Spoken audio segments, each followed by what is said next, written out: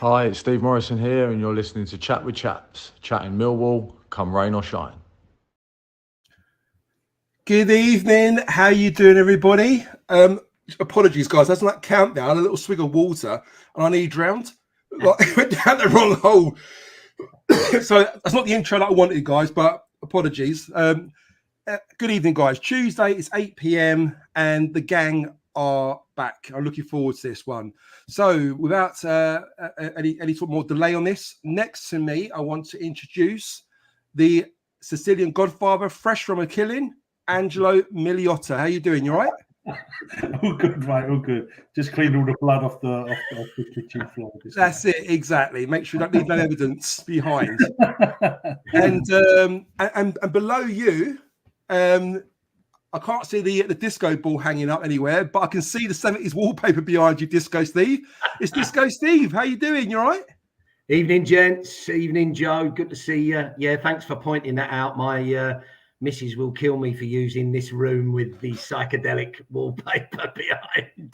When did you put that up? The other day? Austin Powers going on, I think. No, it's the previous owners had that old chestnut. That old chestnut. Hey, Angelo, the previous owners. Do you know what? We know it's disco. If you put it on the floor, it looks like a disco floor, doesn't it? It does. It does look psychedelic, I have to admit. God. Anyway, so let's crack on. Lots to get through today. Of course, we will do a very quick review of the Swansea game. If you haven't seen it yet, I've filled in for Chat with Chaps over the weekend to do my sort of post-match analysis. Again, not as good as Chaps. I'm not going to tell him that, but I know how good he is, and I did my best at this. If you haven't seen it yet, give it a watch, give it a like. It all helps with the algorithms. And also let's go to the chats there very quickly. I want to just mention before I forget, because I keep forgetting to say this, we need to get the subscriptions up. So I talked to Chris the other day, and it sort of slowed down a little bit. It's still creeping up slowly, but not fast enough. And again, just so we can kind of create more profit for Cancer Research UK and get more likes and whatever, we need to kind of get those up. So if you haven't subscribed yet to this channel, it takes like literally 5 seconds to do it. If you don't mind doing it for us, that'd be amazing. So let's go to the chat. So first of all, we've got Cole Bracey. How you doing, Cole? Evening. Hope you're well. Craig Jones, how are you, mate? Just finished season 1 of Perfect Match on Netflix. It's right up your street, Joe. Is it really? Oh, I never heard about that. I have to look into that before I forget. Let me write it down, actually. So what's it called? The one of Perfect Match. Is this like a sort of maths? Is it like a Married at First Sight sort of thing? I take it. Is it? I'm sort of match, and me, I'm thinking football. Not actually. Did you as well? Did you? Yeah. Right. One of match. He knows you're the love doctor, Joe. That's what it is. Yeah. I'll score some brownie points for the missus afterwards. I go, do you fancy having a look at one of Perfect Match on Netflix? God, should be well happy. Husey, how are you, mate? Evening all. Happy Tuesday. Good to see you.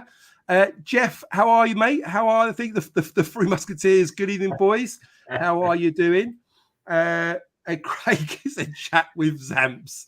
Oh God, no, not at all. Copyright. I don't mind filling in. I don't mind filling in, but it's hard work. I mean, I'd probably do like a 10th of what Chris Chapman does, like as in the prep work and everything else. I mean, Jesus, he looks at all the analytics of it all, doesn't he? He looks at percentages and looks at everything. So fair play to him. He puts a lot of graft into that.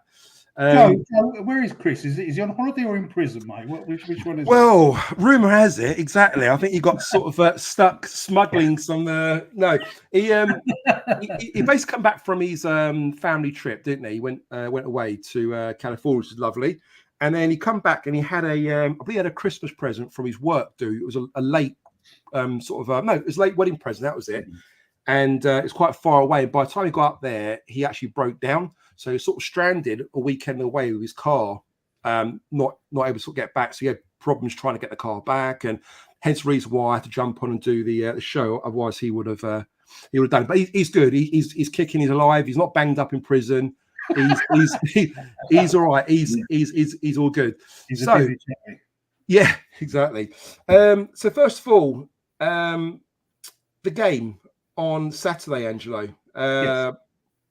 Millwall beat Swansea 1-0 away. I mean, what did you make of that, Gary? I was up until the 90th minute. It was a pretty sort of poor performance from us, really, when you think about it. And what'd you make of that? Well, to be honest with you, mate, I've obviously it's been a great week, isn't it? Like we picked up 7 points from 3 games, and I'll probably say it's been our worst 3 performances of the season, isn't it? Which is just crazy, isn't it? Because when we're playing well, we don't win, and when we're playing crap, we get points. So let's carry on playing crap, you know. But yeah, listen, it was a smash and grab. Must have been brilliant for the 530 that were there with a last-minute winner. You can't beat an away win with a last-minute winner. It's just unbelievable. But yeah, listen, credit where credit's due. They've been defending so bloody well this month, mate. You know, I think we've conceded 2 goals in 5 matches for the whole of October, which is fantastic. And one of them was that dodgy, stupid goal against Derby, which somehow crept in, you know. So yeah, he's obviously tightened the belt string at what's the saying? The belt, tighten the belt strap, isn't it? Is belt strap. Oh, right, that's it. Yeah. And we're going a little bit more to how we was at the end of last season, but I'm okay with that, mate. If we're getting points, I'm okay with it. But yeah, brilliant finish to the game, mate. Brilliant. Yeah, excellent. And Steve, what did you make of it? I mean, obviously, we'll talk a little bit more about the tactics and what Angelo was alluding to earlier. But what did you make of the performance? Obviously, the result at the end. Yeah, look, I think following on from Angelo there, I think it was needed, wasn't it? We needed to get a bit of stability. We needed some results. And I think he set his stall out to do that. And thank God we have got that. I mean, it's quite interesting. I think I was listening to Upton Millwall this week, catching up on a couple of episodes. And I think somebody said on there that, was it through the Derby game at some point, because Coventry were beating QPR, we were in the bottom 3. Wow. At some point, one game recently. I think you're right, because there was an earlier kickoff, weren't there? I think, which kind of did push us down a little bit. You're right. We're in bottom 3, you know, and then look at us now, you know, 3 points off the bloody playoffs. I know, intense spot. It's incredible. So we needed the results. Look, they're a bit turgid, weren't they? I think being a bit harsh to say we were terrible, because I think, as Angelo mentioned there, defensively, we are bloody solid, aren't we? And not just the back 4 or 5, the whole midfield, forwards, everybody is working their nuts off to keep us difficult to break down. And it's interesting, you're watching these teams, you know, passing it around to sort of try and pull us from side to side as such. They can't find an opening, so they turn around and pass it back again. And, you know, a lot of times we say, well, it's their style of football. We're forcing that a bit as well. So defensively, very solid. Saturday particularly, I think the disappointment was when we did get the ball, my God, we were bloody poor, weren't we? We just didn't retain it at all, and actually reverted a bit to old style, where we just lumped it forward and really a bit hopeful. So that was disappointing. But a balance as well. Swansea were the better team, but I think only the last 10 minutes they really had a go and created those 2 or 3 really good chances. I forgot about, again, it was mentioned, the header that they had. Do you remember the header they had? I think it was before the double save. And the guy really should have scored, and it went wide. And I'll be honest, when that happened, I thought, oh, we're getting a point here today. Lady luck's with us a little bit. Yeah, exactly. But then get Casper, get the winner was just fantastic. No, exactly. We'll come to Casper in a minute, but just staying with you for a second there, Steve. You mentioned there about, you know, the stats and the shots. I mean, I had a quick look at it, and we had 6 shots, and they had 17 shots in that game. We had only 2 on target. They had 5 on target. What was really concerning is we do give away possession sometimes, or we have been of late. We had 28% possession, they had 72% possession. But what was really concerning, and you mentioned just then, was the pass accuracy. They had 86% pass accuracy. We only can achieve 57%. And a lot of that was kind of just hopeful clearances quite often, just balls being pumped up, you know, just trying to clear it to Langstaff. And he hasn't quite got that strength or the aerial presence to kind of hold that ball up, has he? No, not at all. Look, I feel sorry for either of or any of our strikers right now. We don't play a game that brings them into the game at all, do we? You know, really. Rumours Coburn might be back on the bench at the weekend, and that'd be great. And it might be a bit different then. But Yeah, look, not good. 57% pass accuracy. I mean, that is really, really poor, isn't it? You know. So look, yeah, very disappointing from that point of view. But look, we can then argue, kept it tight, nicked a goal on the break. I'm happy with that. There was something I was thinking of that Angelo had mentioned the other day, but I can't remember, and hopefully he'll bring it up in his point. And no problem. Angelo, over yourself. So, what did you make first of all of the starting lineup? Obviously, there was 4 changes made. Out went Joe Bryan. Out went Casper Knorr, which is a bit of a surprise.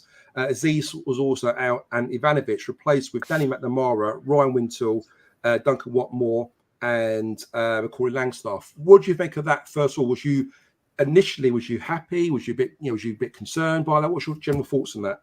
I can't remember if I said it the last time we was on this live show or I said it in our chat, but I welcome the rotation, mate, because what it did do is it makes our bench so much stronger, and basically all 3 of the main guys that come on as subs contributed to the goal. There was obviously the first of all, Ivanovic chased down that goalkeeper, which led to him doing quite a poor clearance. Aziz controlled it really well with his head, direct run, crossed it to Denor, and we got our winner. So that's 3 fresh quality guys coming off the bench. So I'm all up for the rotation. I like the rotation between Joe Bryan and Danny Mack. Danny Mack is solid, mate. Every time he's come in, he's been absolutely solid. And I like that. I like a bit of rotation, mate, because it just strengthens the bench so much. One thing just quickly, Joe, really naughty of me and Steve, we didn't mention it. Fucking Jensen, mate. What a performance from Jensen. Well, I've got him down on my list here to sort of talk about. I'll talk about him now while we're at it. I mean, what did you make of it? I mean, we're all guilty. I think even the guys in the chat here, I'm sure you'll agree as well. I think we're all guilty to give Jensen rather a bit of stick in recent performance of recent weeks. You know, he's made a couple little blunders and hasn't quite. He's flapped at balls, and he sometimes, but I thought he was brilliant. I mean, he won us the game, didn't he, against Swansea? 100%, mate. You know, first of all, he was getting us a point, and then everything he'd done deservedly got us 3 points in the end, didn't it? So it's all down to Jensen, mate. And you know, I take my hat off to him. He didn't have a lot of corners to deal with in this match, so we didn't see any flapping about. But he done what the most important thing, which is what annoyed me when we swapped Bart with George Long, was the goalkeeper should be there because he makes good saves, not because he's good at kicking or stuff like that. But and he done his job, didn't he? He kept the ball out of the net. They weren't spectacular saves, but they were good saves. They were good saves. Absolutely. Yeah. Credit to him. Steve, before we come back to you, I just want to go to the chat that's building up quite a little bit. So, surprise, Alex S. Good to see you, mate. It's good to see you at the start of the show rather than at the end of it. Even fellas actually made it sort of on time tonight. Fair play, mate. You get a B plus for that. Well done. Obviously, next week try and get on time. But well done. Cheers for joining us, Alex. Callum, evening, gents. What do we think of the SA release clause controversy? Yeah, keep up the good work. We were going to talk about that a little bit later, but I tell you what, Steve, while we're at it, let's discuss it now. What do you make of that? I mean, obviously, there's lots of rumours that he could be off potentially in January. It was thought to be in the summer, but I think due to his performances and him attracting a lot of attention from top championship clubs and obviously premiership clubs as well, I think a certain team in South London, I hate sort of saying a name, but I'm talking about, are very, very, very keen to secure his services. And the rumour is they're trying to go in for him in the January transfer window. So obviously, there is a rumour that there is a release clause in his contract. What do you make of that, first of all? Yeah, look, it amazes me how open and how we're changing as a fan base, really, in how openly we're talking about our absolute gem of a player potentially moving very quickly, and people being, want of a better phrase, comfortable with it and understanding of it. Look, days of old, we'd have been bloody furious, and no way do we let him go. We can't allow, the crown jewels to leave, etc., etc. But I think most people are getting their head round that, look, this guy's special. This guy's a special talent.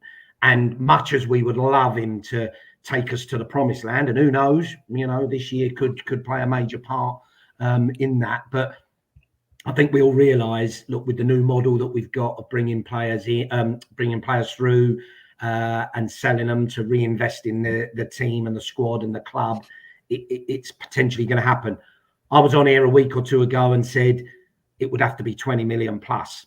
And I stand by that in terms of values now, even as he is now, and he's got a lot to learn and develop, but you can just tell he's class. I think 20 million plus. It's come out on X and it's come out through friends of ours as well that pretty confident that there will be a release clause in there, and it's more likely to be around 10 plus million, which is not to be sniffed at, but it's not really what we'd want. Look, naively, I probably didn't realise, Jesus, that agents and contracts these days, all that is planned in and factored in, because really an agent is planning a route for their client for the promised land, and it sounds like this could be the case. Yeah, there was a rumor that he could be loaned. Look, I think we're jumping ahead a bit, that there's a deal done, but there's a rumor that maybe he could be purchased and loaned back. That could be a really good deal for us if it had to happen. And look, just lastly, much as it pains me to say it, the dreaded ultras up the road, he fits their model, doesn't he, of player, young, classy, attack minded. He does seem to fit the bill, so I wouldn't be surprised if there are truths in what the rumours that are going around. Yeah, cheers for that, Disco. Angelo, what's your thoughts? Obviously, the rumour is, the release clause could be between 10 or 12 million pounds. A lot of Millwall fans are annoyed, Angelo, the fact that why is that release clause so low? But I think, I'm sure you'll probably elaborate a bit more on this as well, is, he could have been off on a free transfer, I believe, this summer. And Millwall got him to sign like a 3.5-year deal, I think, or something along those lines. Now, would he have signed that deal if the release clause wasn't a realistic one? What's your thoughts on that? I mean, are we quite lucky to get that? Is either that or nothing? What's your thoughts on the whole thing there? I think that's exactly it, Joe. That's how we got him to sign the contract. Otherwise, maybe he would have been advised. Although we know he loves our club, doesn't he? Yeah, he is Millwall through and through. He's a Peckham boy. I think it is the only way that we could have got him to sign the contract is by putting the. But is this a rumor? Do we know it factually that it's 12 million, or is that just someone guessing? Or I'm not sure if Richard Cowley said something on Twitter whether he actually quoted the figure or not. I think someone might have mentioned it, and I think if I could be completely mistaken here, I don't know whether he mentioned that it could be there or thereabouts. I'm not sure what he said now. No, I don't think he mentioned a figure, but he said there will be a clause in there. In there, exactly. The thing is, obviously, SA's got to think about himself. Of course, he's got to think about himself. And if he gets a move to the Premier League, he's going to be earning a lot of money, isn't he?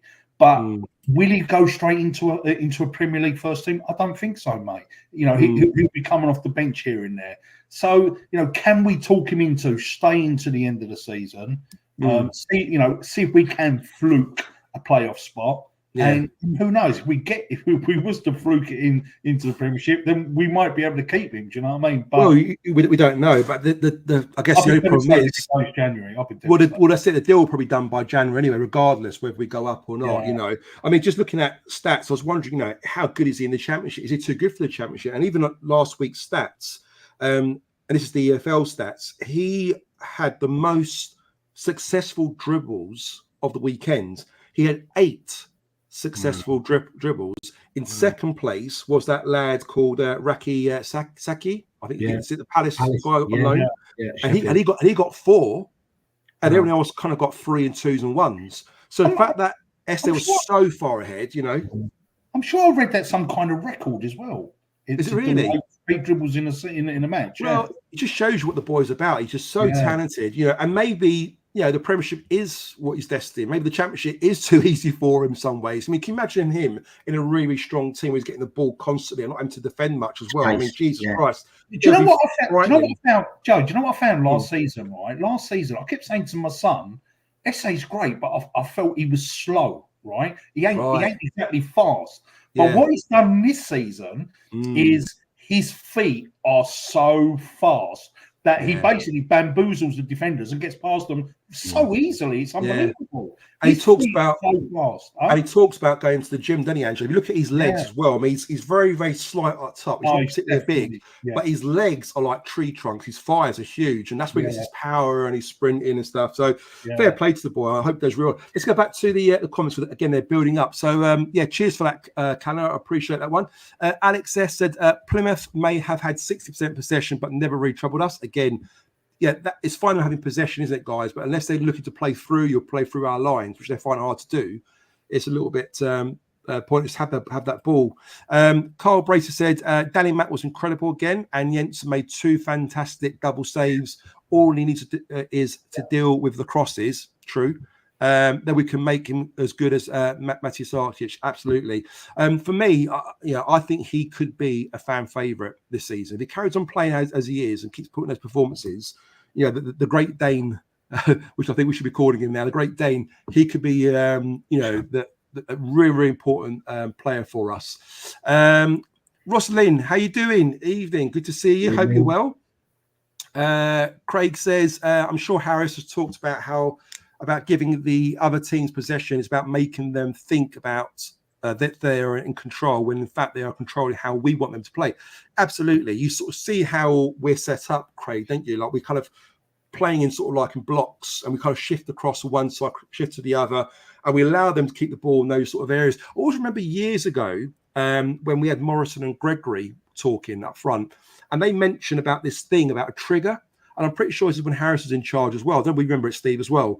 And they said the idea is you sit back and let them have the ball. But as soon as they cross the halfway line, that's a trigger to press. Yeah. So sometimes you see that the back three or the back four will have the ball and they'll play it around their back four. And we don't actually look interested at all. But as soon as they play across that line, boom, everyone goes, don't they? So maybe that's Harris' thing. So it'd be interesting to see that again. Sorry, mate, go on.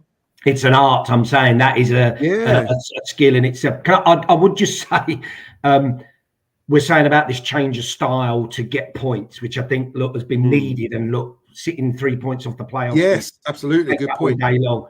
Yeah. I just would just also say it's a very dangerous game to play, because if you play that way and then don't get a result, it looks bloody terrible. Had we lost that game, I'm not being glass half empty, but had we lost that game 1-0, everybody would be bloody furious that we hadn't laid a glove on them. And I can remember lots of games under Harris and Rowett where we did that, especially away from home, where we were appalling, didn't have a shot on target, hardly kept the ball.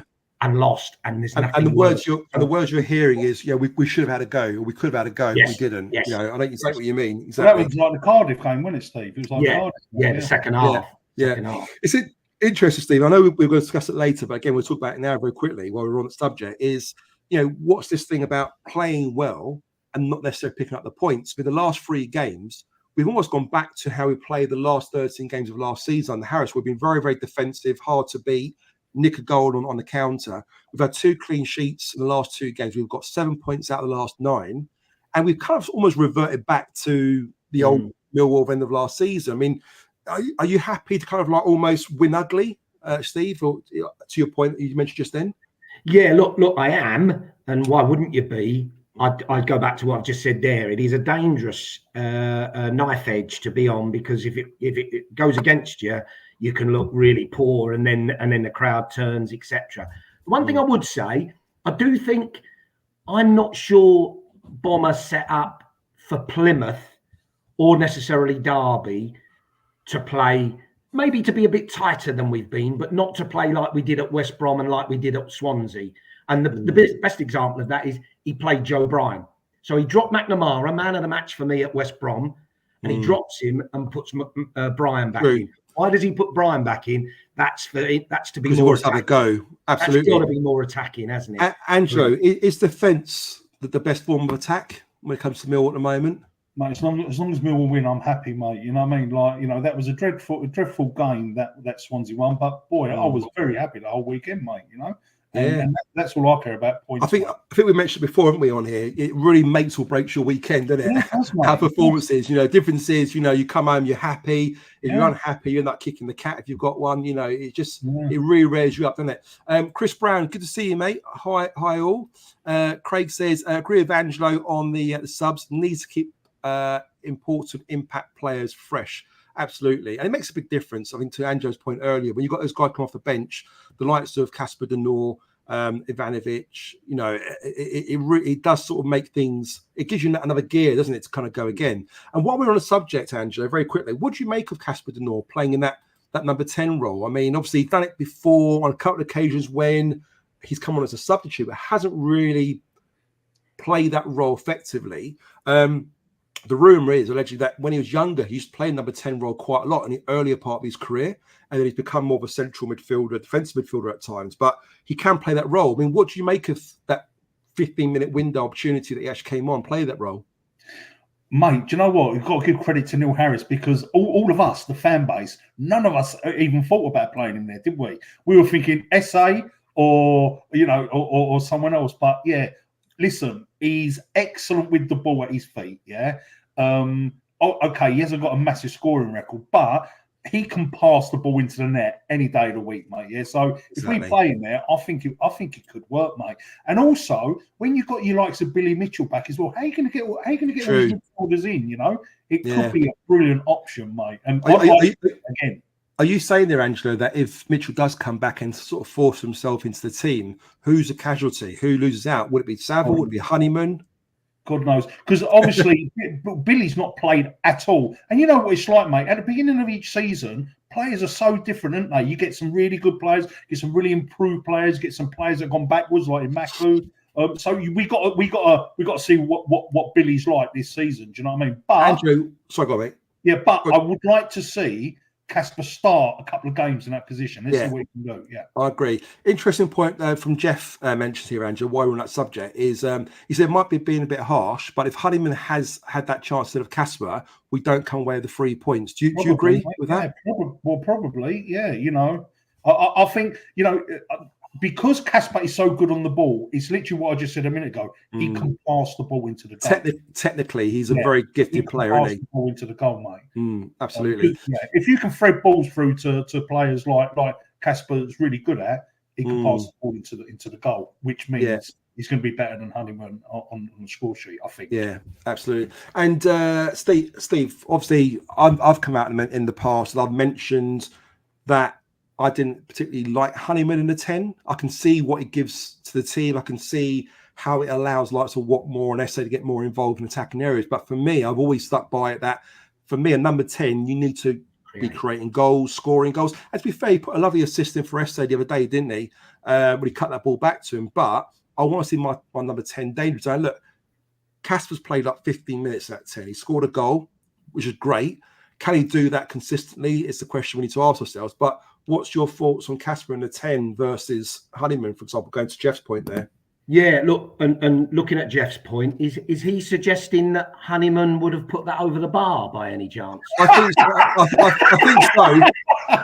And while we're there was a free kick. Honeyman did take in a much easier position. We had loads of time on the ball. All we've got to do is hit the target, and you're right, it nearly went out and he come over the Severn Bridge, didn't it? Look, I think even you made a public apology, Joe, about Honeyman. And look, he is. I'll take that back now. I'll take that back. Public apology's over. No, I'm not joking. Worth his weight in gold with his energy, his work rate, his effort, his commitment. But do not let him near another free kick outside. No, it's ridiculous, isn't it? I was furious Saturday. It was like, what is that? I mean, I wouldn't mind if it hit the wall or just went past the post. Yeah. In the top stand, it's like, I know you got all the time. I think he had a free kick a few weeks back somewhere on the left-hand side. I can't remember where it was now. But again, very similar situation where he had all the time in the world to deliver a lovely free kick. I think it's like the 89th minute, and he hit this ball so far over. What are you? West Brom, it was. What are you doing? Dreadful. Look, but on Kasper, in fairness, don't know if you remember when he first came on. He played okay, but even he couldn't bloody string a pass together. There was a point down the right wing, even he give it away. And I think I put on the chat, like, Jesus Christ, even Casper can't pass to somebody. Yeah. Next minute, he pops up there. And I think, like Jeff said, the way he finished it, that was total quality. Quality. With could the he play there? I think Karras has worked hard with him in terms of his work rate and his closing down and his tenacity, if you like, as well as his passing. And I wonder whether that is with a bit in mind to play the Honeyman role, but with a bit more quality. And listen, if he could do that work rate and add that quality, Jesus, we've got a real player there. Well, but Angelo, I think said he needs to start. And let's have a look at it. Yeah, I think with Casper, I think it's always been clear to see right from the beginning that he possesses qualities. He's a very, very good player. Technically, he's a very good player. But there's this thing in it about a Millwall player, and Harris, goes on about it quite often about being a Millwall player. So I think what's happened is that Harris has sort of worked with Casper towards the end of last season when he kind of broke in right at the end, and almost said to him, "Look, carry on being you. We want to see a little bit more aggression, a little bit more tenacity from you." And I think he's done that. And it's kind of almost given him more of a complete game. And luckily, he's carried on the season the same way. I can still see him playing another notch or two higher. I think there's still more to give from Casper. But again, with performances like we had and wins, it just builds confidence, doesn't it? And hopefully the confidence builds better performances. Let's fly through these comments because they're building up quite a bit. So Alex says, Ben HD did a very good video on us. One of the stats he pulled up was Esse has the second most completed dribbles in the championship. Okay, that's interesting then, because a couple of times people can not complain about Esse, but they say, he does too much, he overdoes it a little bit. But the fact he does overdo it and he's still the second most completed dribbles in the championship was fantastic, and I'm all for it. I'll never have a go at him for not trying or if it doesn't come off. I love when I see little flicks and little back heels he does, little tricks and all that. For me, I pay my money to watch football. Yeah. If it comes off every time, great. If it doesn't come off sometimes, then so what? But luckily it comes off more often than it doesn't with Esse, which is really good. Harry, good to see you, mate. I don't know what that means. I'm not down the kids too much. What's that IDM mean? I don't. What's IDM? I know it probably means something. Yeah. Jeez, we're showing our age here, isn't I? I thought I was the younger one out of the three of us. Yeah, come on, guys, help me out. Maybe the M should have been an N. I don't know. Right, well... It might have been IDN. I don't know. Well, that'd be a K, wouldn't it? Yeah. Oh, yeah, you're right, yeah. Yeah, God knows. Guys, I don't know what that means. And I feel really fucking old now. Yeah. But IDM, a release clause for Esse, but if it's for the reported 12 million, it's gutting, but the club are gutted as well. I don't mind. Oh, there you go, Disco. There you go, Disco. You know what it's like? It's like we're looking for a pair of out your drawers.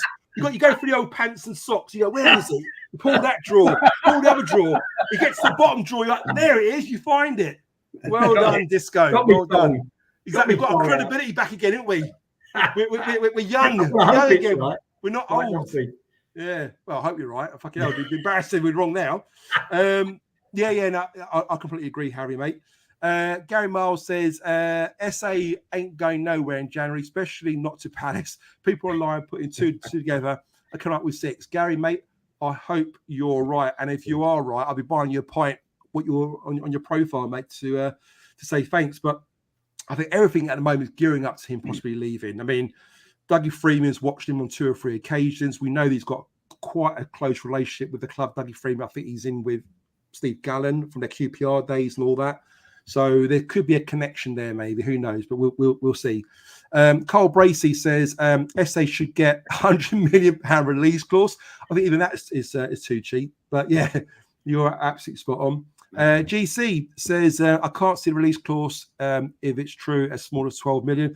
I think GC, going back to what the lads just said just then, I don't think his agent would allow Esse to sign a 3-4 year deal with us if there wasn't a release clause put in there. I think that was a big part of it, and they had to make it an achievable one, because otherwise if they put 20 million there, he wouldn't have signed it. So we're kind of caught in a difficult position. But fair play to Esse, he wanted to make sure that Millwall would benefit from it.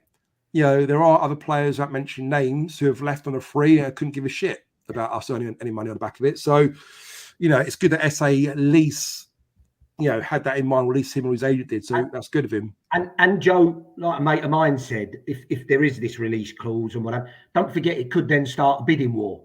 Because that's all right. Somebody release, then somebody else wants it. Absolutely. Absolutely. Great point there, Disco. I hope Millwall put a sell-on clause on as well, mate. Yeah. Well, I'm sure they would do. I would have thought so, wouldn't they? Yeah. Chris Brown says, what idiot agreed to a release clause that low anyway? Chris, I think we just touched on that, didn't we? I think our hands were tied a little bit on that one. Jeff Cook said, anyone but Palace. I know. Tell me about it.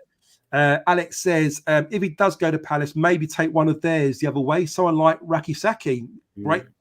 Great shout. I know he's on loan. Similar. Raksaki and Essa are very similar players. Yeah, well, we were in for him for loan, weren't we? If I remember. So if there could be some sort of deal struck up there where we get him on a perm and then Essa goes, and who knows? But again, it's just that release clause kind of like fucks it up for us a little bit, doesn't it? Where we don't hold the cards, they do a little bit. Whoever's interested in.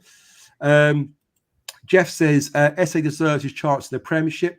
A well-rounded kid. We'll just have to enjoy him while he's still here. 100%, Jeff. Completely agree with you there, mate. Craig Jones says the release clause will be for an amount that the club feel is what he is worth to us based on the future targets we have. Remember that we have a possible gem in Ivanovic and Aziz beginning to settle. Yeah, and I think Aziz shows that bit of quality, didn't he, in the last game with the assist. As Angelo explained, the way he sort of positioned himself to get that ball to bring it back for Kasper. I think you can see, again, it's a confidence thing. You can see what the player's about now. Is he good enough to fill SA's boots? Who knows? But again, with more game time, we'll have a better idea, won't we? I would imagine. Johnny, evening. How you doing, mate? Johnny Metaclaw, evening. GC says SA is playing with confidence now. His showboating skills are taking the piss out of the opposition. Carl says SA is far too good for the Championship. That is why we need to be in the Premier League next season. Absolutely. Let's go up there with them if we can. Alex said, remember the infamous Fulham away under Harris where they had 1,000 passes and beat us 4-0. I know. I went to that game as well. They absolutely destroyed us. I heard that Carvalho was playing for money. Who was the manager of Fulham then? Was it Parker? I can't remember, to be honest with you. I really can't remember. I think it was, we got Parker on Sunday. It might have been, actually. You're absolutely right. Spot on, yeah. Was it? Johnny says, don't give stuff about XG. Points are all it's about. Absolutely. Joe, how you doing, mate? Swap Kasper and Honeyman's positions around. Yeah, I agree with that. I think that's a great shout. Chris says, at home, I'd like to see two up front with Kasper just behind. Really attacking formation, that one. But again, would you do that at home to Burnley? Would you do it at home against Leeds? I think you've got to be a bit sort of tactful in those sort of games. Hughesy, good to see you, mate. How do you think Chopper will rotate to deal with the 3 games in 6 days against Burnley, Dirty Leeds and Stoke? Steve, let's go to you first, and Angelo, we'll go to you after. What's your thoughts on that question? Yeah, listen, good question. And it's as Angelo said before, it's good to see Bomber rotating a little bit recently because we're going to need to. But I think the good news, Hughesy, is that there's reinforcements on the way. There's strong rumours Coburn might feature maybe on the bench, but feature for Burnley, so therefore could be ready for Leeds and Stoke. Billy must be thereabouts. Mayer has started for the 21s today, hasn't he? Look, I think we'll have plenty of options, and it's a great sign in it when, as you said at Saturday, Angelo, it's great when the bench is strong and you look and think, Jesus, even if we have to change it, we've got strength in depth to come on. And, listen, Coburn, imagine Coburn coming back into this team now, and he's anything like he was when he started, fantastic. So, yeah, I think he will. I think he's proved he will rotate a little bit. I think he wants a bit of stability, but he will also rotate. And he'll have the players to do it, which will be key.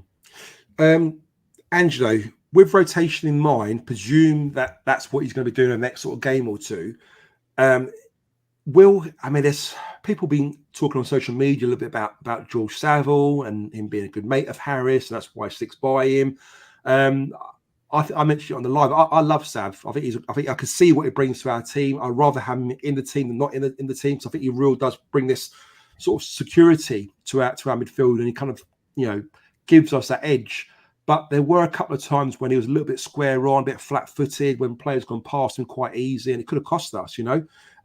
Is he in need of a break? Do you feel, Angelo? And if he is in need of a break, is the Burnley game the game you want to rest in? Because surely you kind of want him for these big games, don't you? Yeah, I think, like Steve said a minute ago, as the games go by now, the bench is going to get stronger and stronger and stronger. And let's talk about Pep Guardiola. When Pep Guardiola brings on his subs, they're great. They're great replacements. We're going to get to a stage where, obviously not at that level, but we might get to a stage where, because I think Honeyman looks tired, Saville looks tired. Denor must have been tired for him to take him out of the team. So we might get to a stage where we can start making subs at 55 minutes because we've got a strong bench. So rest the guys, bring on the fresh legs, and I think it's going to really, really help us. Coming to Burnley game, I think you've got to keep Saville in there. You need your experience against a quality team like that. Plus, I think it's only going to be Coburn back on the bench for that game. So who do you think, Angelo, would lose their place? I mean, you've got Wintle there, you've got Honeyman, you've got Casper, you've got Saville. You can't play them all, or can he? I don't know, but who do you think is going to sacrifice? I just think against a top team like that, you do need your experienced pros in there. But Wintle's probably one of the most experienced Championship players there. When you think about it, Wintle was okay, wasn't he, against Swansea? Yeah, he wasn't outstanding, but I can't slag the geezer off. He took a yellow card for the team as well, didn't he, in that game? Yeah, absolutely. Let's fly through these guys because we've got loads of comments coming through. So Jeff said, Steve, Honeyman would hit over the Docker stand at the Den from Swansea game. Absolutely. That's how bad it was. Callum says, boys, what do you think about the set pieces recently? Do we think Adam Barrett is doing enough on set pieces? I mean, great question, Steve. I mean, obviously, you talked about earlier about Honeyman. I mean, generally, if it's not free kicks, it could be corners. I just don't see where we're a threat at the moment, where that used to be in our DNA. That was our bread and butter at one time, wasn't it? Scoring from set piece. We don't even do that anymore, do we? It's Callum, it's just not bloody clicking, is it? And I'll give them a bit of due. The club, and I don't. It's probably Barrett, and I think what was the game where we were terrible with but was it Derby? We were terrible with set pieces, and then Plymouth, I think we changed it up a bit, and we have started to mix it up. And when they're going for the halfway line, and they normally high ball it up to Cooper to knock on. We were rolling it down the channels a couple of times. We either did that or went to do that, and I like that. I think that's something different. I think it didn't work at one point, and then another time it sort of went sour. But I do think they're trying to do different things, and that's a good sign. But the actual quality of the balls in, it's either Saville, Honeyman, even Brian, hasn't been great. It's been a bit better from corners, a bit better, but the edge of the box, I mean, that, as we've already mentioned about Honeyman Saturday, was bloody awful. We've got to get back, because they're really a real goal chance, aren't they? A free kick like that. And their guy stepped up, Grimes, didn't he, and had one. And I thought, I know what's happening here. This is going top corner. Well, and you can feel that, can't you? If we had a player like him, he hits a lovely, sweet bloody delivery. Got a lovely left foot on him, isn't he? Actually, that was the one where I said, going back to Jensen, he took ages getting his walls set up, and I'm thinking, fuck me, Jensen, get on with it.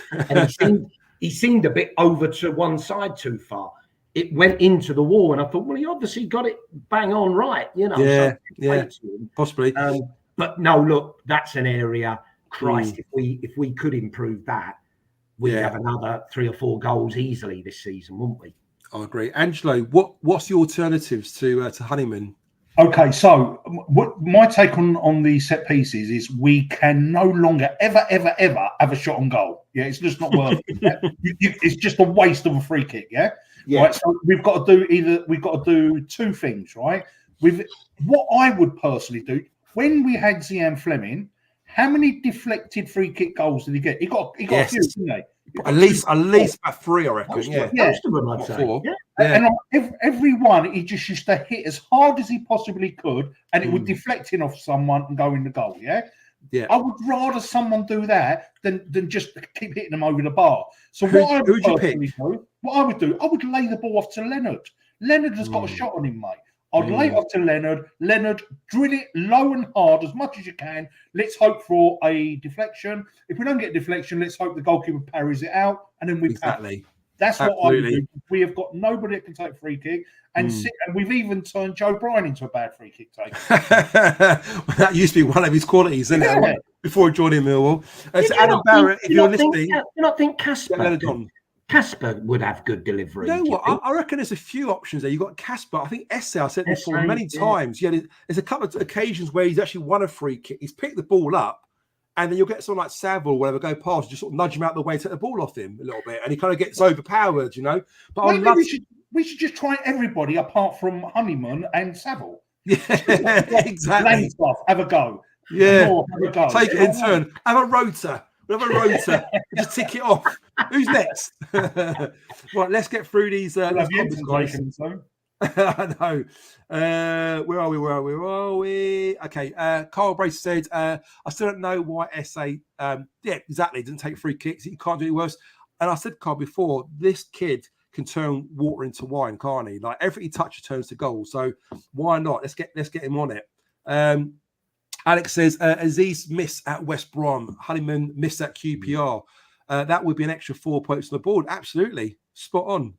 Yeah, and again, Joe, sorry to interrupt, mate. If Aziz is on the pitch, mate, let him take a free kick. He's got a great left foot. Yeah, he's got a great left foot. Great shout, Angelo. Great shout. Yeah. So, Adam Barrett, if you're listening, give SA a go, give Leonard a go, and give Aziz a go. That's it. Job done. Put that in your clipboards. Remember on Saturday. In your iPad. Yeah, exactly. Jeff said, seriously though, with Honeyman, hard work and endeavour only gets you so far. You need that bit of quality. Unfortunately, he doesn't have it. Exactly. Craig says, we all make mistakes as long as we don't make them too often. Every player deserves a second chance. Yep, completely agree.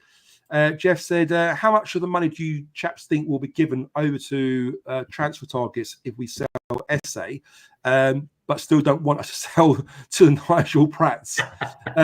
I mean, I don't know what you guys think, but I'm presume that we still got a bit of money left over from the Fleming sale, allegedly. So if we could add that to SA, we've got a good chunk of cash to go in and get some players. I'm not saying we're going to get Premiership or even Championship quality, but there's a good few players in League One who are probably too good for League One. Should we play in the Championship? We could probably go into. What's your thoughts on that? I don't think the club at this stage are looking to take money out. You know what I mean? It's certainly JB doesn't seem like I just want to make money and do a runner. You know, it does.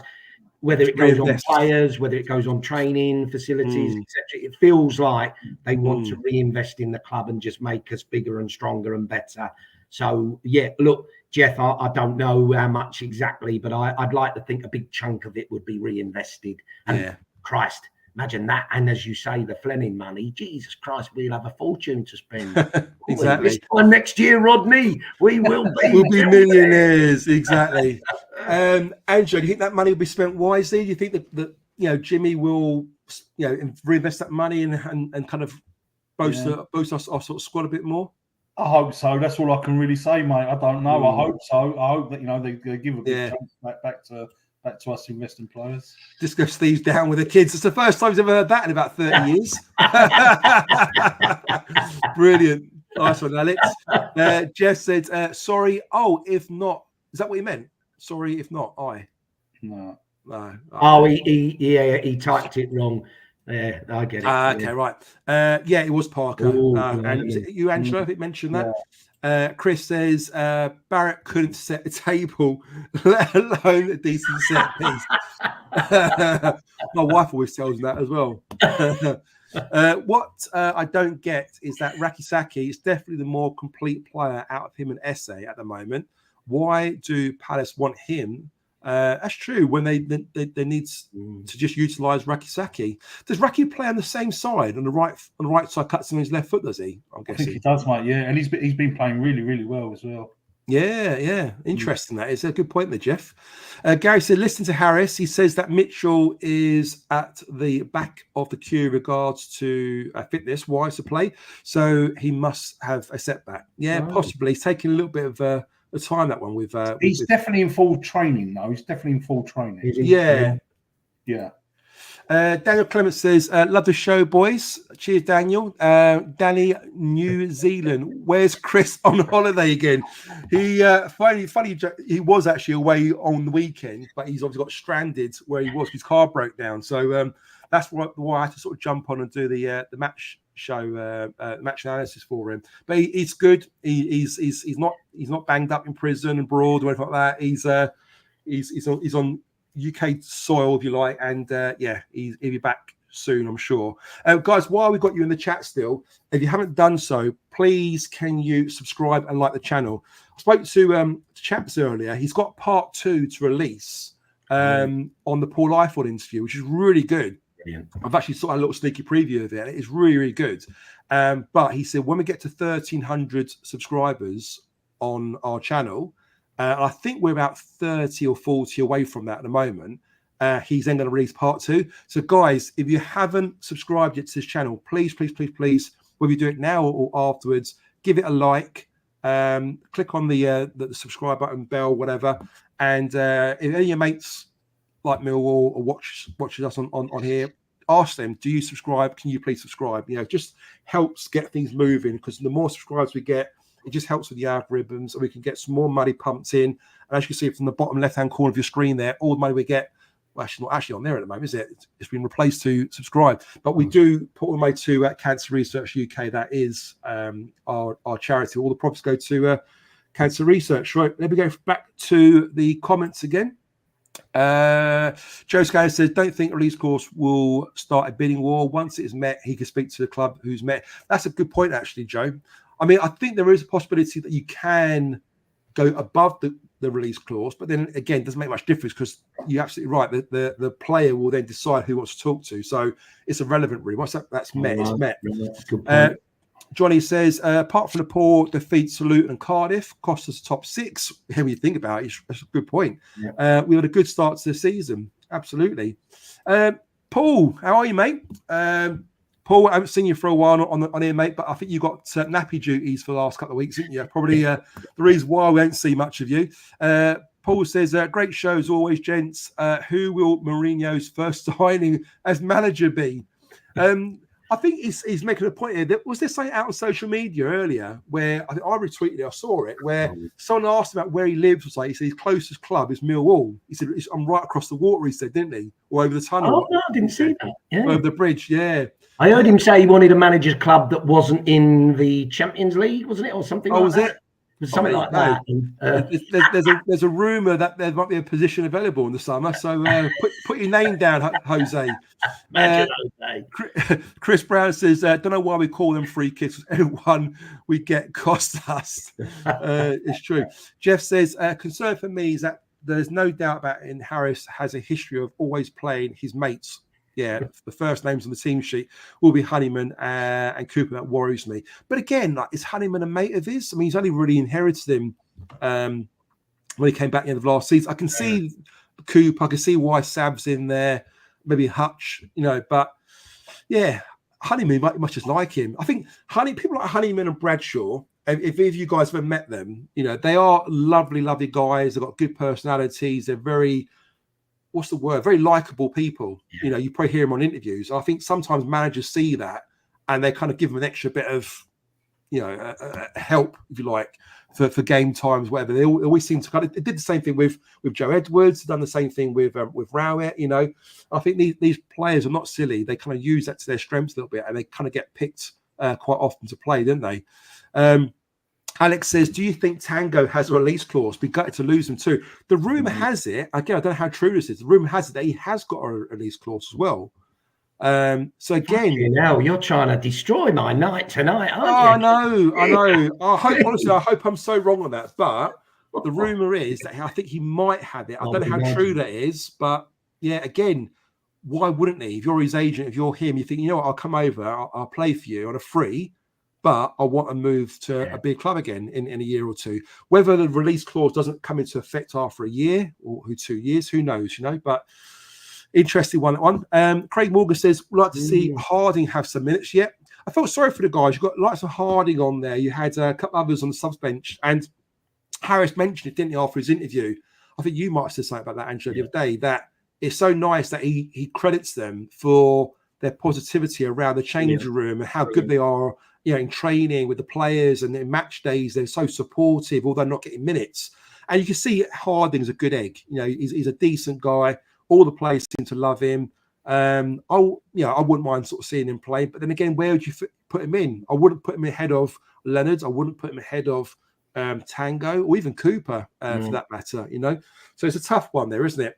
Sadly, talk about players not getting picked to play at the moment, guys. I'll go to you first, Angela, then Steve. What's your thoughts on a Maku situation at the moment? Because again, he's on the bench against Swansea. I thought he might come on for the last 10, 15 minutes, but he didn't even get a minute this time.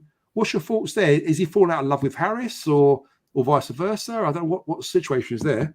I don't know, mate. I saw a clip on the Millwall TV, like when Harris is like shaking in one's hand at the end of the game. I saw Imaka walk past and like he put his hand on his head, So he did give him a little bit of a hug. So I don't know, mate. I really don't know the score. What was going on with Imaka? I can't put my finger on him, mate. He came on a sub at Watford, changed the game, didn't he? Changed the game against Watford. Got us 2 goals basically. Yeah, and he's just gone to rat shit. I just don't get him. What about yourself, Steve? What's your thoughts on Marku? Well, I see what you're saying there, Angelo. But I don't think he'd gone to rat shit. I didn't think he was too bad when he came on against Preston, and then mugged himself with getting red carded, didn't he? And clearly, Bomber's a bit peed off with him, or feels he needs to learn and become a better pro. Yeah, you'll never convince me there's not a player in there. That boy's got some talent and can make a difference. Yes, he might have to improve some certain things. And I think, look, the reality is, even now, Bomber has mentioned recently that he was going to go out on loan, or effectively wanted him to go out on loan, and we were going to probably get this lad in from Fulham. So that'll hit you as an individual, won't it, to know the club actually wanted you to, for your benefit, but even so, I was getting in the first team and making an impact, and now you want me to go out on loan. But it is psychologically not doing very good, can it, to kind of hear that? Especially what other youngsters breaking through as well. Yeah, I know what you mean. Let's move on, guys. So Jeff, appreciate it, mate. If you haven't subscribed, please do so. We need to get to 1,300 subscribes on the channel. We can watch the second part for the Paul Eiffel interview. Callum says, how many points are we getting before the international break? Normally against big teams at home we get results. So how many games are there before the international break? Is it the Burnley, Leeds, Stoke, and then is there a gap then? And then it's Sunderland. Burnley, Leeds, Stoke, and then it's the international break. And then international break. So good question. Very, very quick answer to you guys before we move to next comments. What's your points prediction for the next 3 games? Great. I'm going for 3 points. You go for what? 3 points? 3 points. 3 draws. 3 draws. Yeah. 3. How about yourself, Steve? No, we'll win at least one of those home games, and I think we'll get at least a point at Stoke. So 3 + 1, I reckon 5. Guys, in the chat, how many points do you think we're going to get next 3 games? So bear in mind, we've got Burnley at home, Leeds at home Wednesday night, I think it is, and then we're away to Stoke next Saturday. So again, in the chat, how many points out of 9 available? We beat Dirty We're Leeds, didn't we? Bomber, Dirty I hope Leeds. so. We've got to beat them. I hope so. Yeah. Chris Brown says, wait till he brings Bradders back in. It's true. Very, very true. Carl says, Bradders works hard but doesn't score goals. Exactly. I often find, Carl, what about you? I find that Langstaff is like a younger version of Bradshaw a little bit. Bradshaw, he never used to score every chance he had. I mean, he put a fair few away, but they've got lots of similarities. They both like to work hard. I think Bradshaw used to be a bit quicker when he was younger as well. So, I don't know, maybe he's that sort of player that's why they signed Langstaff. They probably saw a lot of similarities, maybe. Jeff says... No, sorry, can I just say...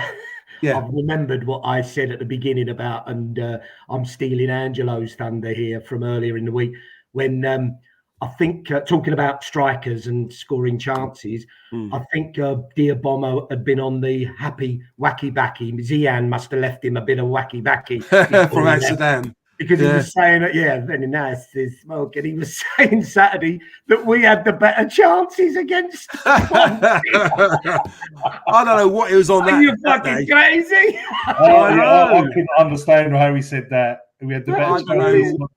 What that was about. That was. Yeah.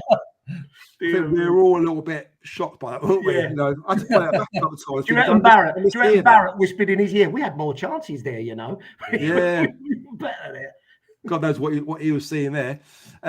Jeff said Honeyman is definitely a Harris type player, Joe. To be fair, Honeyman is a great pro and likable guy. Spot on, Jeff. And I think that's probably why he's getting a good share. He does put a good shift in, and he works hard, doesn't he? Let's not forget Honeyman is vital to the squad, mate. There's no two ways about it. Yeah, absolutely. He's a great player. Alex says, I heard Bradshaw has release clause of a £10 Amazon voucher and a Moody Stone Island jumper. Love that. Love that. You'll probably take it. Weren't PSV looking at him? Marco, they were. I don't know if that was on a perm or loan, but I did hear that last. And Atletico Madrid. Yeah, that's very, very true. Yeah. I tell you what, there's a player there. If we're not careful, we can lose a Marku. Under a dark cloud, and he'll. I'm not saying he's going to bite us on the arse, but he will be some player. He's got all the attributes. He's very athletic. He's quick. Yeah, he's got an eye for goal. I really do hope we. Let's hope he gets another chance, mate. Let's hope we get some more. Yeah, absolutely. Yeah. Carbrace said, Super Neil Harris doesn't seem to like him, Marku. I don't know why. I think we can see that. I don't know whether that's true or not. I mean, again, it looks like it from the outside looking in, but to Andrew's point, you see him sort of like hugging him as he came off the pitch against Swansea, and Marku seemed in good spirits and stuff. He was joking around with SA coming off, so who knows? I suppose it depends what you mean by doesn't like him. Does he not like him as a person? Does he not like him as a player? I don't think he's ready yet, and that's I think more the latter, maybe possibly. Yeah. Callum says Marco will get sent out on loan in January. I think so. It's a shame, but at the moment, there's so many players ahead of him in the picking orders. I just can't see. He's almost wasted, isn't he? Although he did play the under 21 tonight, didn't he? So I'll be interested to see how he got on there. The Scott Chitty, how you doing, mate? So I think Tango will get snapped up by a team that's promoted this year because they would have seen him firsthand. He's the best man in the league, absolutely, and is EPL class and will be affordable. It's true. I completely agree, but I can't see why he couldn't break into a low league Premiership team. To be fair. I think he is that good. Go easy, wouldn't he? Yeah, exactly. Craig says Harding's not a good header on him. It's true. Got a good header. Harding's got a good header on him. Where's Cooper's? He got a couple of goals, didn't he, Harding? Didn't he? Last season. I think that's what he means, as in from set pieces. Yeah, absolutely. Yeah, I love his goal celebration as well. He does the old Ronaldo Sue, doesn't he? Do you know that's a good point as well, because we're digging out Honeyman, rightly so, for shooting over the bar.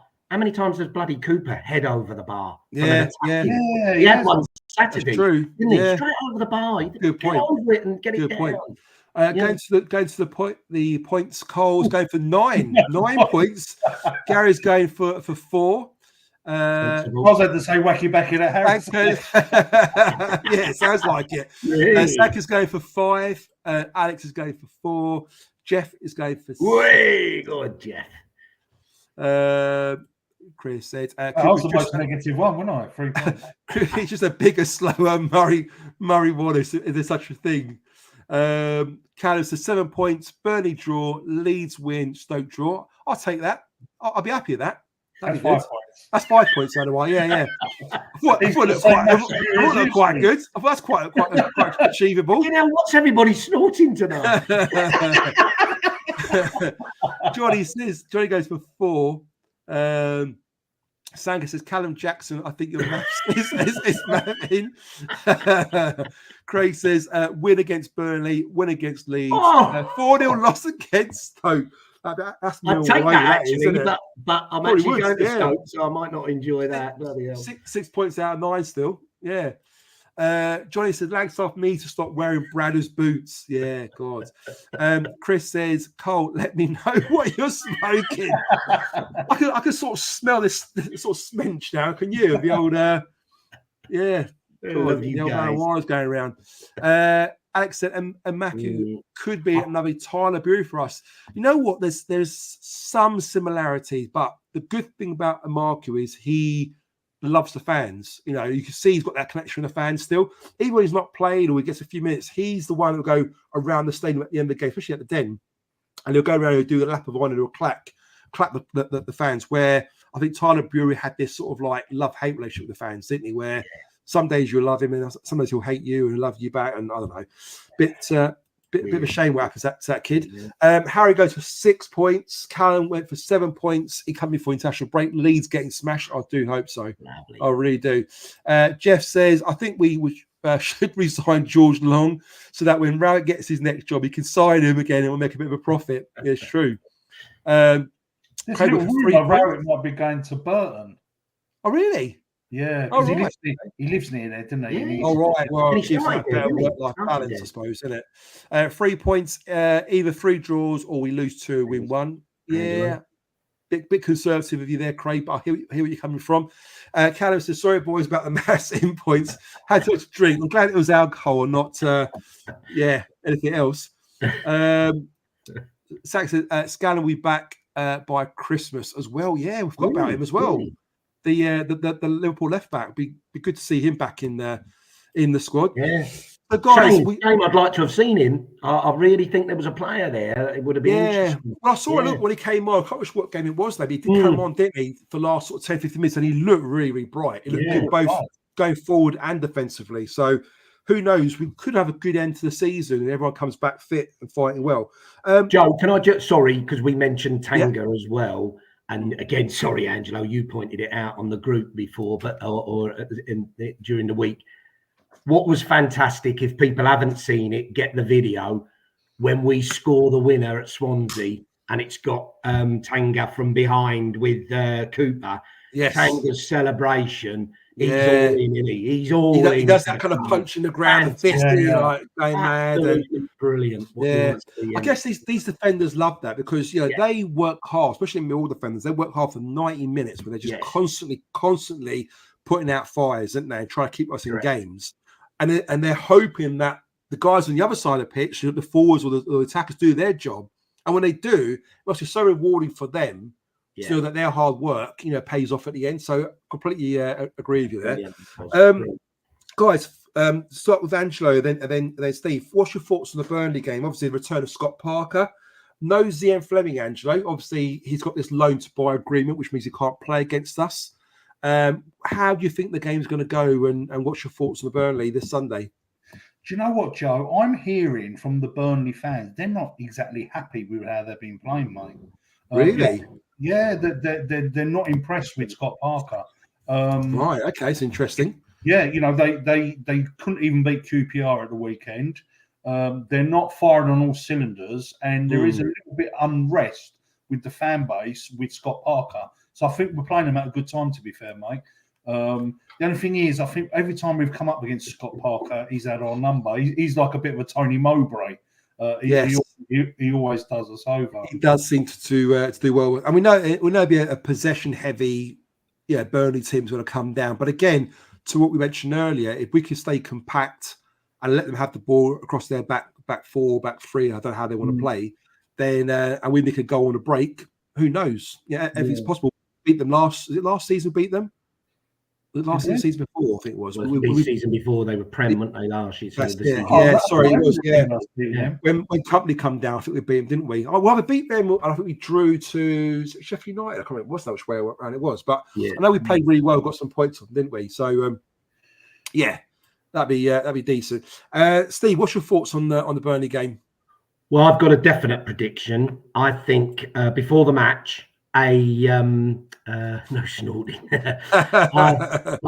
Well, you might think I'm snorting now because I think before the match, a parachutist is going to come in down straight onto the pitch and going to take off the parachute and remarkably look like Tom Cruise, and everybody will realise, oh no, it's Scott Parker, because he is definitely morphing into a Tom Cruise lookalike, or he thinks he looks all right, jerk. Then he grow up, Scott. Grow old gracefully. So Mr. Cool will bring his army down, other claret and blue army. I think, like Angelo says, I don't think the fans are over impressed with the team at the moment, but they are stacked with players, to be fair. They got quality throughout, and the quality on the bench as well, weren't they, as well, you know? I think we can beat them. Yeah. Others feeling it will be a draw and hopefully then save the win for Leeds. But I think we'll win one of them games and draw the other. So, I hope we'll get they've only won 2 of their last 5, but they're drawn 3. Yeah. Well, there you go. They're not sort of like absolutely tearing it, are they, in this league at the moment? Guys, in the chat, before we wrap up, we are going to wrap up very, very shortly. Put your score predictions in the chat for Sunday's game. And while we wait for the comments to come through. What about you, Joe? What are you saying? I think it's going to be a typical defense versus attack sort of thing. You know, it's a shame when you're at home. When you're at home, you want to play on the front foot a little bit. I don't mind setting that way up when you're away from home.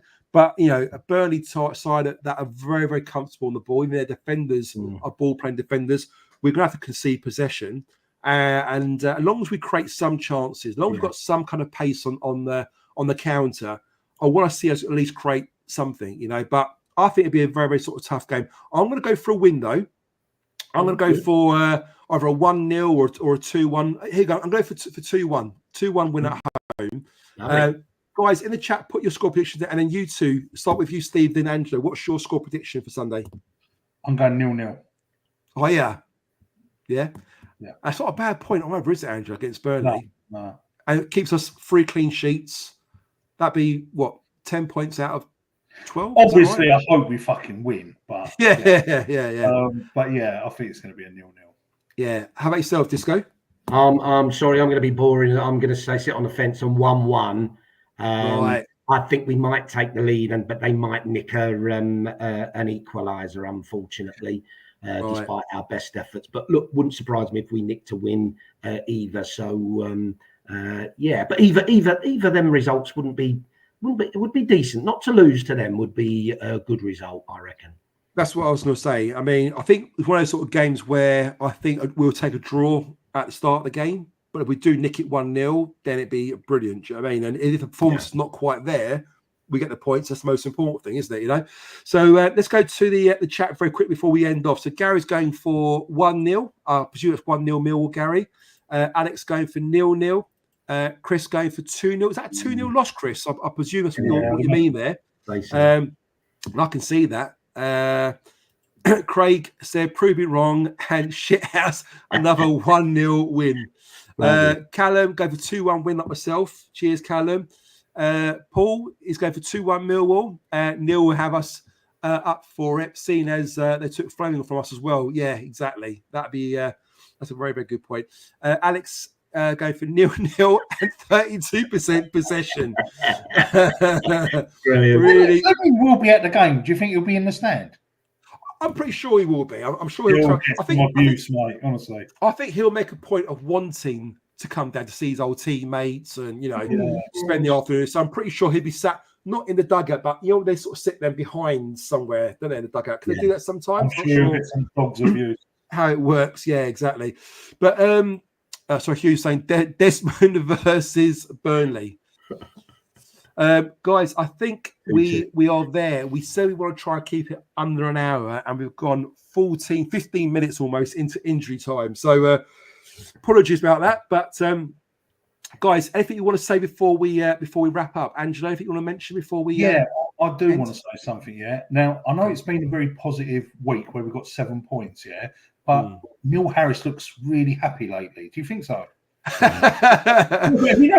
that like you're not happy, but he's happy. No, of course I'm happy, but like there was all them rumours he had. That's true. Gallon, but he's in the good spirits, doesn't he? Yeah, I found lately he's like in his interviews, he's laughing.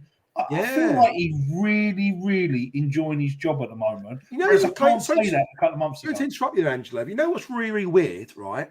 You're saying that, and I'm thinking that because at the start of the Swansea game, when you see him coming out the dugout and he's like saying hello to the manager and sort of getting ready for the game to kick off, you can see his face was beaming. He looks so excitable, so happy.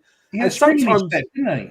Yeah, and sometimes he comes out and he's a little bit like just a bit flat, a bit nervous, but he seemed really up for it. He seemed like this is what I'm here for, you know. Yeah. And it's interesting you mentioned it because I did pick up on that as well, and it's interesting you say that. Yeah, good point. And also, you know, the camaraderie of the players. I know it's a last-minute win and they're going to be happy, but you can see that something togetherness. Special. Yeah, you can. You know, you're right. Like Ivanovic, like kissing Dinor on his head. You know, he's only just met the geezer. Yeah, like he's like. I saw that. Yeah, yeah. Aziz turning around to the crowd, really happy. I really love all that, mate. And like the camaraderie, the happiness, the positivity. Yeah, exactly. It will get you points along the road, you know. So I'm happy that Harris seems happier.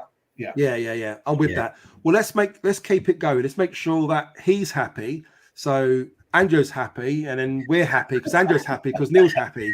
Yeah, that works out. Anyway, Steve, Disco Steve, any final thoughts before we wrap up? I'm just hugely happy right now. I don't know what you guys have been on this show. I don't know what you guys have been taking before this show, but it's either your wallpaper behind you. Disco.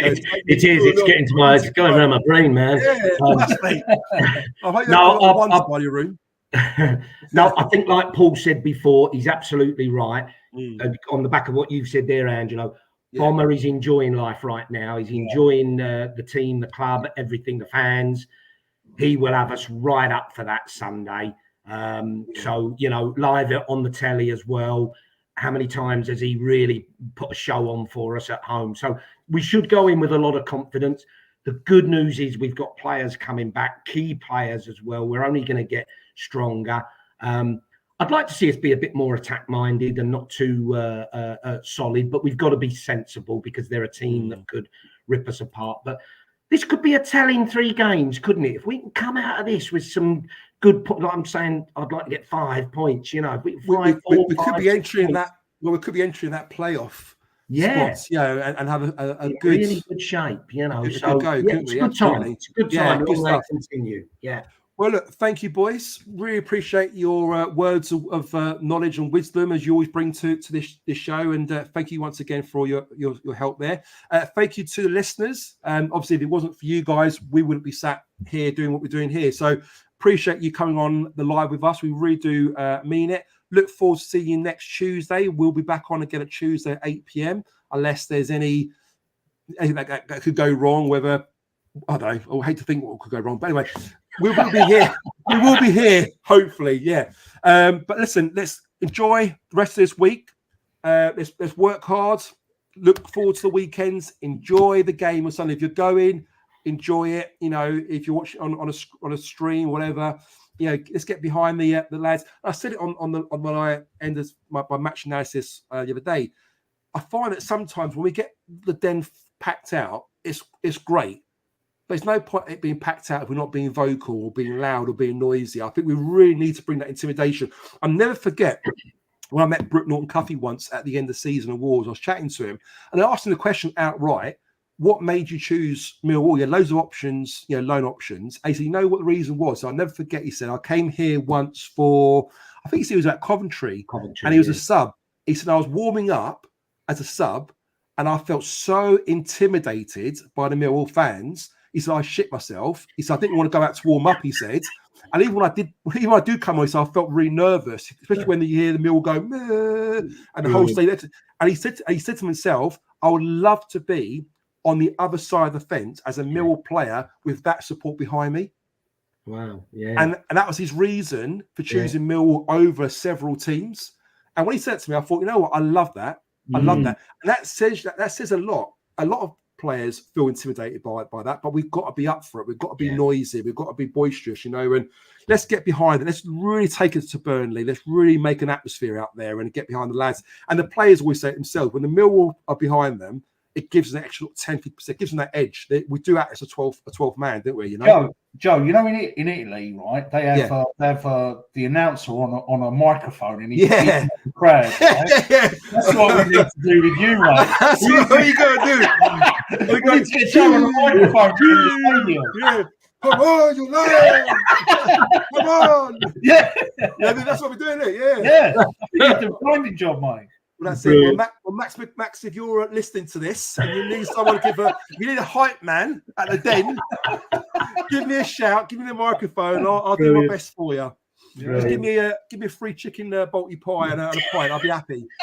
Anyway, lads, love that. Thanks again. Good show as always. Thank you, Alex. Good to see you at the start. Alex, I will see you at the beginning next week.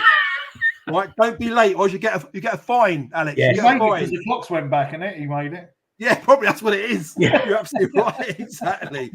Lads, I'm going to love you and leave you. All the best. Enjoy the rest of your week. Like I said, let's enjoy the game. Let's go and smash it. And let's get the 3 points and do a job on them. Good to see you. See you later, guys. See you later. Go on, you Lions.